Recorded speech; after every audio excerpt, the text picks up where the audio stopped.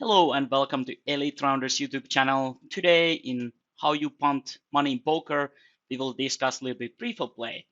And this is something like which is very easy to actually misplay, but it's also very easy to fix. So it's kind of easy thing.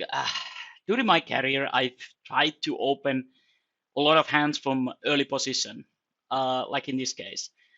So it will be like 8 players, and you open here. But the problem is like when you have so many players behind, they will just have so many hands they can still call you with. So if you open a lot of hands like king nine off or something, this will just end up you probably as a negative open.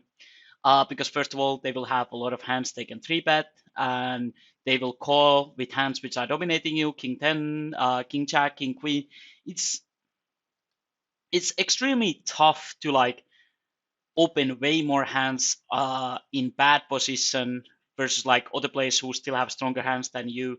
Uh, so it's like this is something like people can easily mess up. So if you're playing like too aggressive from bad position, and it's going to cost you a lot of money. Again, this is maybe it's fine if the table is very soft and nobody's three betting or something like that. Maybe it can be profitable, but like again, I personally think, and based on my experience, we should be very tight from early position. So let's look at like snowy ranges here a little bit. For example,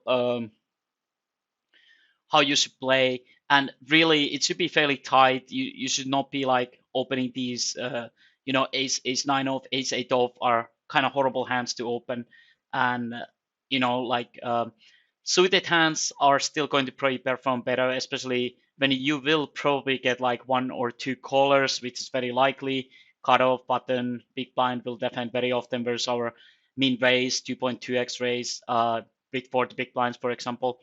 So I think like having hand which is like suited is pretty valuable, because like if it goes multi-way. But either way, I think the key thing is like don't go crazy like opening these early positions.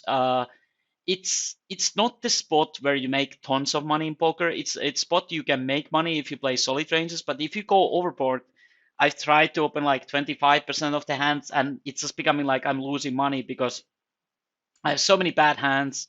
So you need to be like extremely good post flop to actually open that many hands, because like most of the time people will punish you playing that bad hands, even players who are not very good, because it just like on average somebody will have way better hand than you, and you're opening from bad position. They will be in position, or either way they will flat with dominating hands, so you will be in horrible shape. So just stay out of these spots. I think it's an easy fix. Just don't open so wide early position. This should be like the first tip. In general, actually, if you're new to the game, again, I would even recommend going tighter than these ranges, because like playing very solid ranges in general will be the easiest thing you can do in poker. If you want to like lose less, especially if somebody would have told me like when I started playing poker, which was like whatever 14 years ago probably, it would the best advice would have been to play tight from the beginning. So I think that would be the best advice. So here, for example, if you're not comfortable with 16% opening here, just go 14, 13, 12%. There's no shame in that. Nobody's going to exploit you. Actually, you might make even more money, because if you mess up those 4% of the hands, it might cut your win rate with the first 12%.